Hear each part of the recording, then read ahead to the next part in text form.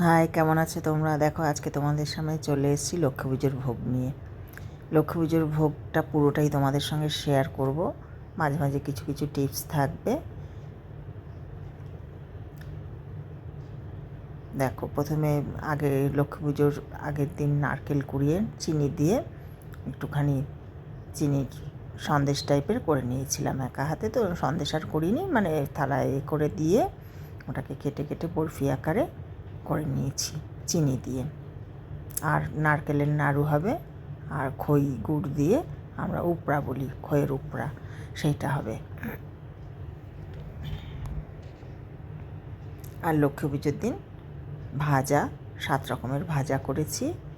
আর তোমার খিচুড়ি ভোগ তো আছেই, খিচুড়ি ভোগ, অন্ন ভোগ, তারপর লুচি, সুজি, আলু, ফুলকপি, পনির দিয়ে একটা তরকারি, তারপরে লাবড়া একটা আছে, পাঁচমিশালি লাবড়া, সব সবজি দিয়ে মিক্স সবজি যেটা, সেইটা। তারপর চাটনি, জলপাই দিয়ে, আমসত্ত্ব, টমেটো দিয়ে চাটনি, পায়েস,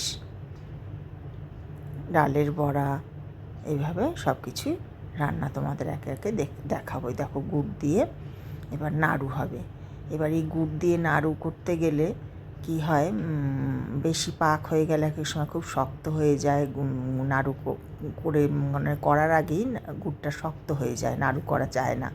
সেই জন্য আমরা কি করব, একটু ছোট্ট একটা ফিটকিরির দানা আমরা এই গুড়ের যখন পাক হবে তখন আমরা দিয়ে দিলে কি হয়, নাড়ুটা এবার নামিয়ে, পাক হলে নামিয়ে রেখে দিলে তুমি আস্তে আস্তে আস্তে আস্তে নাড়ুটা তুমি করতে পারবে।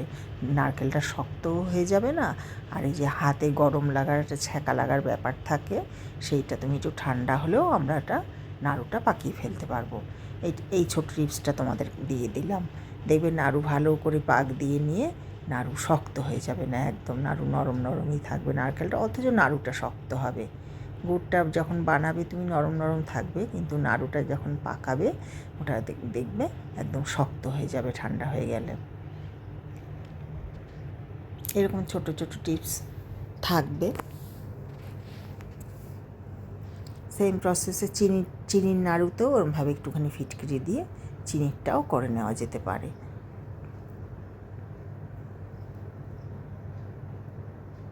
এবারে গুড়টা ভালো করে, এই খইয়ের যে উপড়াটা আমরা করবো, গুড়টা ভালো করে পাক দিতে হবে। গুড়টা কিন্তু বেশি নাড়লে চলবে না, নাড়লে কী হবে, আঠাটা কেটে যায়।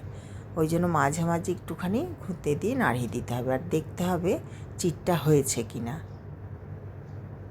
চিটটা যেই বুঝবে, একটুখানি ঠান্ডা থালার মধ্যে দিয়ে দিলে আস্তে আস্তে আঠা জমে যাবে, তখন বোঝা যাবে ওটা চিটটা হয়ে গেছে। তখন গ্যাস অফ করে দিয়ে ঠান্ডা হয়ে গেলে মোটামুটি তারপর খইটা দিয়ে আস্তে আস্তে নাড়িয়ে নিলেই এটা রেডি হয়ে যাবে। আমি তো মোয়া করেছিলাম অল্প অল্প করে, খইয়ের উপরা অল্প গুড় দিয়ে হয়ে যায়, কিন্তু যেহেতু গুড়টা বেশ ভালো মতোই হয়েছে, মোয়া করে নিয়েছি পাকিয়ে।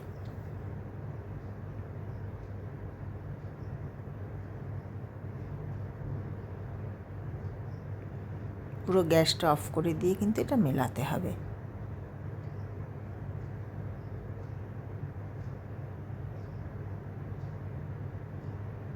দেখো, খইয়ের মোয়া উপর একটা, আর এটা আমার গাছের চাষের শাক। প্রথমেই কচু, মানকচু আর জলপাইটা সেদ্ধ বসিয়ে দিয়েছি একসাথে, আর ইন্ডাকশানে দেখো পায়েসটা বসিয়ে দিয়েছি। এদিকে পায়েসটা হতে তো টাইম লাগে।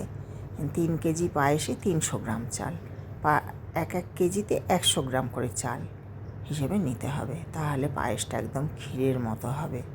কোনো জলও দেওয়ার প্রয়োজন হয় না দুধের মধ্যে। একটু তেজপাতা দিয়ে দিলাম, আর গোবিন্দভোগ চালটা ঘি মাখিয়ে দুধের মধ্যে দিয়ে দিলাম। দিয়ে এবার পায়েসটা হতে থাকবে আস্তে আস্তে এদিকে, আর ওদিকে আমি গ্যাসে রান্না এগিয়ে নিতে থাকবো। লুচিটা আগে করে নিলাম। আমাদের লুচিও ভোগ দেওয়া হয়, তো লুচিটা আগে করে নিয়ে লুচির সাথে সুজি, আর ওদিকে ভাজাগুলোর মধ্যে একটু নুন মিষ্টি বেসন মাখিয়ে নিয়েছি, যে ভাজাগুলো হবে 7 রকমের ভাজা। পায়েসে দেখো কিশমিশটাও দিয়ে দিলাম, মিশ্রি দিয়ে দিয়েছি পায়েসে, মিশ্রি আর বাতাসা। চালটা সেদ্ধ হয়ে গেলে মিষ্টি দিয়ে ভালো করে মিষ্টিটা মানে জলটা টেনে আসলে একটা আঠা আঠা ভাব হবে পায়েসটার মধ্যে, তখন বুঝতে হবে যে পায়েসটা হয়ে গেছে। তখন আমরা বাতাসাটা দিয়ে দেবো, গুড়ের বাতাসা দিলে পায়েসটা দেখতেও একটু লালচে লালচে মতো হবে, স্বাদটাও খুব ভালো হবে। আর ওদিকে ভাজাগুলো দেখো, আলু ভাজা, কুমড়ো ভাজা, তারপরে বেগুন ভাজা, ঢ্যাঁড়স ভাজা, তারপর ডালের বড়া, এইভাবে সব ভাজাগুলো করে নিয়েছি। আর ওদিকে ছোলা, নারকেল দিয়ে ছোলা ভাজা, কাঁচা ছোলা ভিজিয়ে। এবার ফুলকপিটাও ভেজে নিচ্ছি। ফুলকপি দিয়ে আলু দিয়ে পনির দিয়ে একটা তরকারি হবে।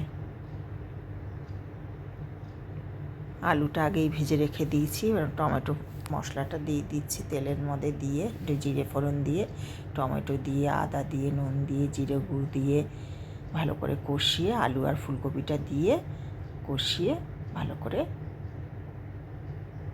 তারপর জল দিয়ে দিতে হবে। যে আদা একটু ঘষে দিয়ে দিলাম, দিয়ে জল দিয়ে ঘি, গরম মশলা দিয়ে ফুলকপি, পনির সব দিয়ে তরকারিটা হয়ে যাবে।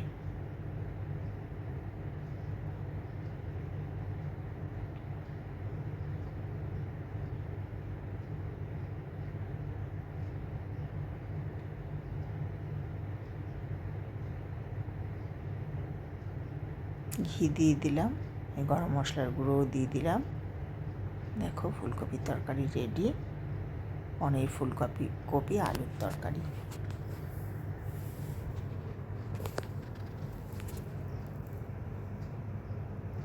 এবার মুগ ডালটা ভেজে নিলাম ভোগের। 3 বাটি মুগ ডাল, 3 বাটি গোবিন্দভোগ চাল, সম পরিমাণে চাল ডাল দিতে হবে। তারপর জিরে, তেজপাতা, শুকনো লঙ্কা, নারকেল, ছোলা ভেজে ফোড়ন দিয়ে দিতে হবে খিচুড়িতে। তার আগে দেখো ডালটা ভেজে রেখে এবার লাবড়ার তরকারিটা করে নিচ্ছি।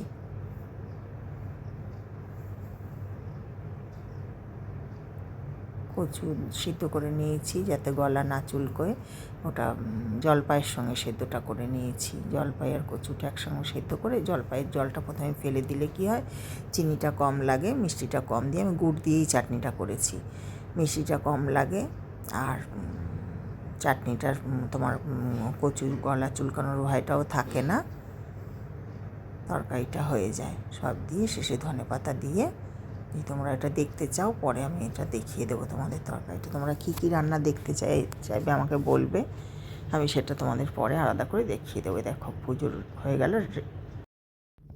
এই দেখো ভোগ। আজকের মতো টাটা, সবাই ভালো থাকবে।